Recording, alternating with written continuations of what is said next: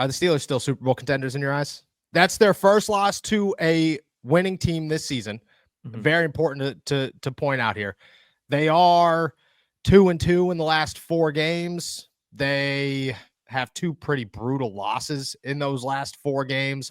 They are now 10-4 on the season. They take on the Baltimore Ravens, the Kansas City Chiefs, the Cincinnati Bengals to finish off this regular season, and then they head into the postseason.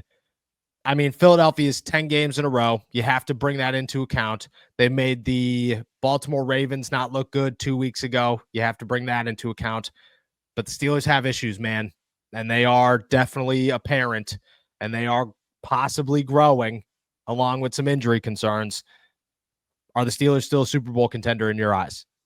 I think that there is a little bit of a gap between them and the top, but I wouldn't rule them out as a Super Bowl contender. I think that they still have the capabilities, if they get hot and if they get healthy, to put the team together to be able to go on that run, because I think that their style of play travels well, first and foremost. If they can get their run game going the way that it has been in the past and it has been at some points this season, that travels, and their defense travels. And I think that last night you were down a couple of key pieces.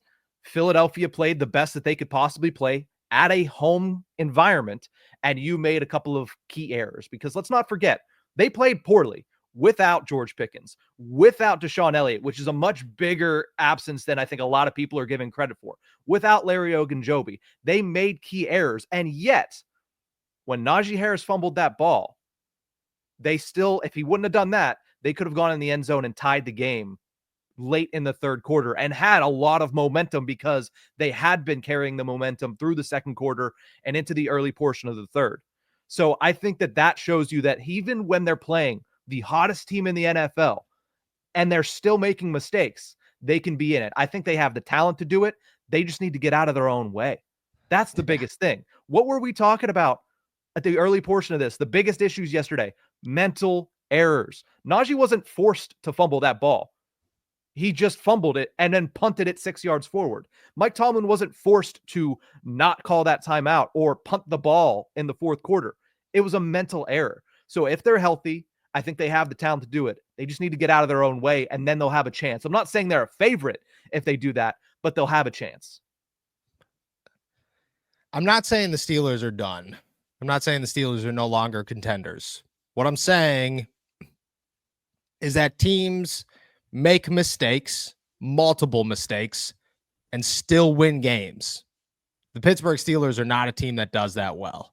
The Steelers are a team that you have to either play nearly perfect for an outcome, or that outcome is not going to be in your favor. That's where the Pittsburgh Steelers are kind of quickly going to, because you're finding yourself in a situation where you're in Cleveland and you're making coaching mistakes, and you can't overcome those coaching mistakes.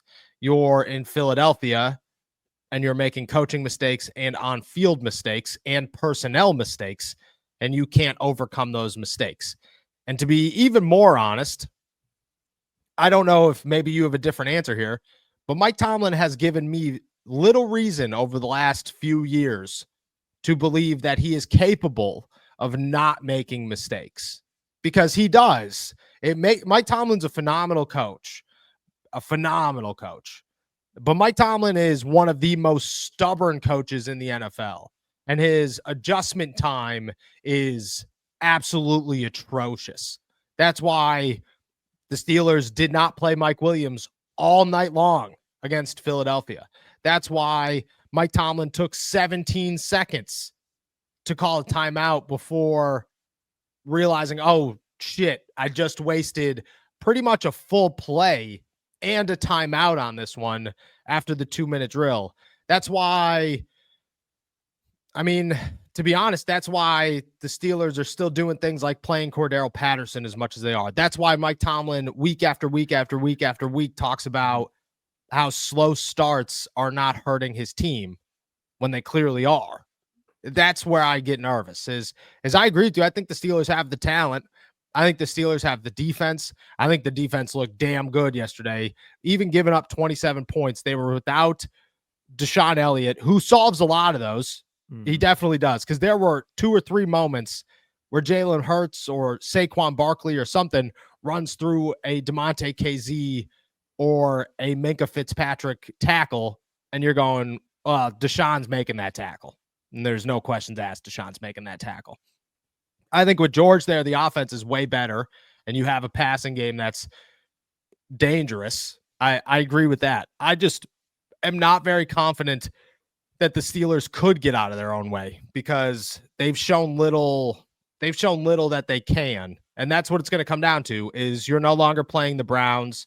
You're no longer playing the Bengals. You're no longer playing, I mean, you might play the Ravens, but chances are you're going to play teams that can overcome the mistakes they make, and the Steelers are going to have to overcome the mistakes that the Steelers make, and they struggle to do so. And that's where I still think, again, I don't disagree with you. I still think the Steelers are contenders.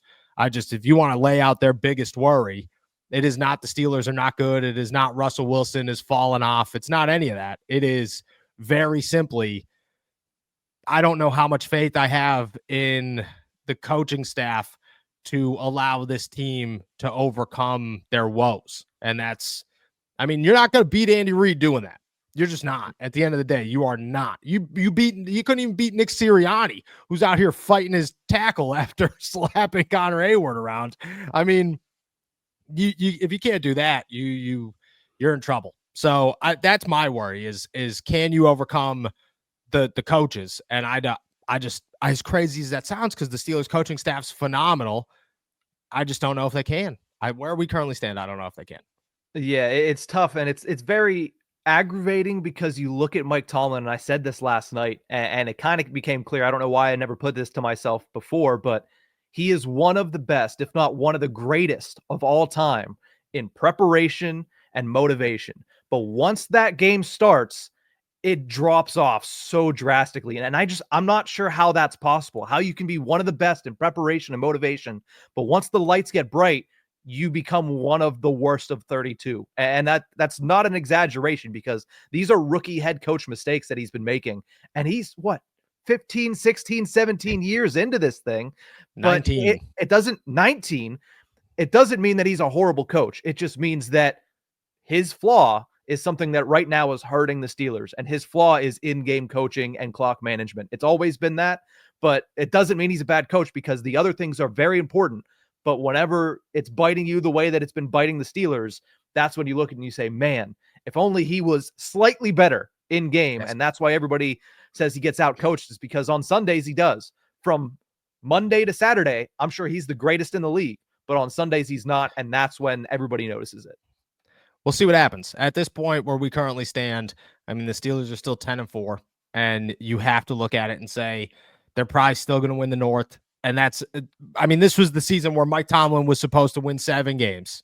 So they've already pulled off a lot. And tomorrow is big because that's where it starts. You kind of judge, and I think everybody does the same thing, is, at least for me, I judge my reaction off of those on the ESPNs, those on the Fox Sports, those on the radio, those who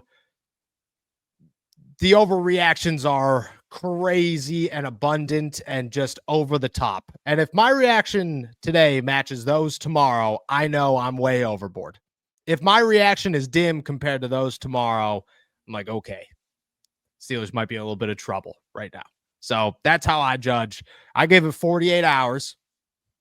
In that 48 hours, how many times does Rex Ryan say to play Justin Fields? You know, if that number is significantly higher than my craziest overreaction, you know, we're in a good spot. If that number is small and I'm going, okay, I almost sound like Rex Ryan, I'll come back tomorrow and have a little bit something different to say about the Pittsburgh Steelers. But for right now, the Steelers are 10-4.